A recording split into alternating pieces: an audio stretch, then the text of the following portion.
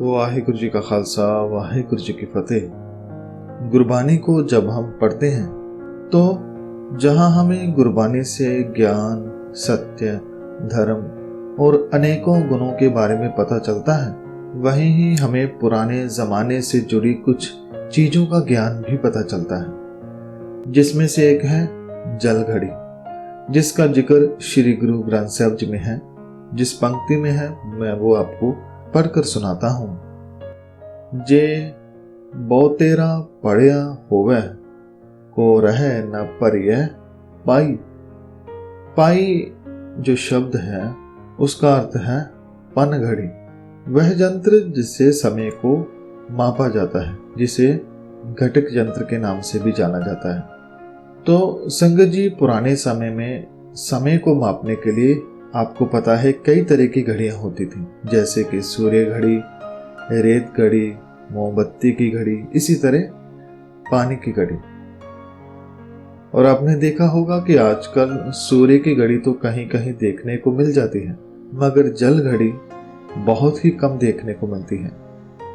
सूर्य घड़ी इसलिए ज्यादा मिलती है क्योंकि इसका प्रयोग ज्यादा किया जाता था, लेकिन इसकी भी एक समस्या थी कि वह केवल दिन में ही काम करती थी, रात को नहीं।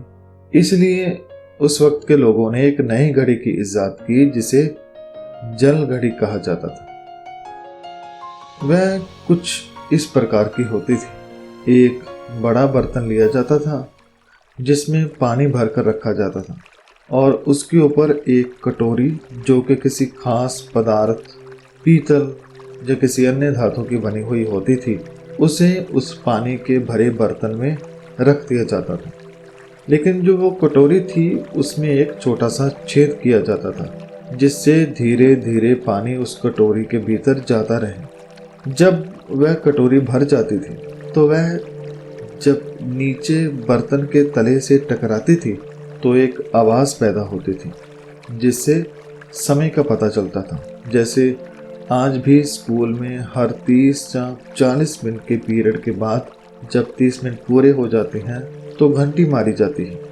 इसी तरह जब एक बार कटोरी भरती थी तो आवाज आने पर वहां घंटी मारी जाती थी, जिससे पता चलता था कि अब दिन या रात का कौन सा पहर चल रहा है। तो ऐसे समय का अंदाजा लगाया जाता था और उस कटोरी को फिर से पानी के ऊपर रख दिया जाता था, फिर से समय को मापने के लिए। इसी की उदाहरण लेकर गुरु साहब हमें एक बहुत ही बड़े ज्ञान की बात समझाते हैं कि जे बहुतेरा पढ़िया होवे, को रहे न परिय पाई। अगर कोई बहुत पढ़ा लिखा हो, ज्ञानी हो, और इस ज्ञान से यदि उसने लोगों का भला नहीं किया बल्कि बुरा किया या ज्ञान का गलत उपयोग किया, तो वह ज्ञानी जल घड़ी की कटोरी के जैसा है जो उसे ही ले डूबती है। जैसे पानी से भरी कटोरी डूब जाती है, ऐसे ही जिस ज्ञान से मनुष्य का अहंकार, लालच बढ़ जाए, वह भी जीवन में डूब जाता है। संगत जी, अगर ज्ञान को हम गलत तरह से काम में ले रहे हैं, जैसे कोई पढ़कर चोरी करता है, कोई धोखा करता है, कोई किसी के निजी खाते से उसकी जानकारी निकालता है, कोई गरीब को मूर्ख जानकर घटिया सामान बेचता है।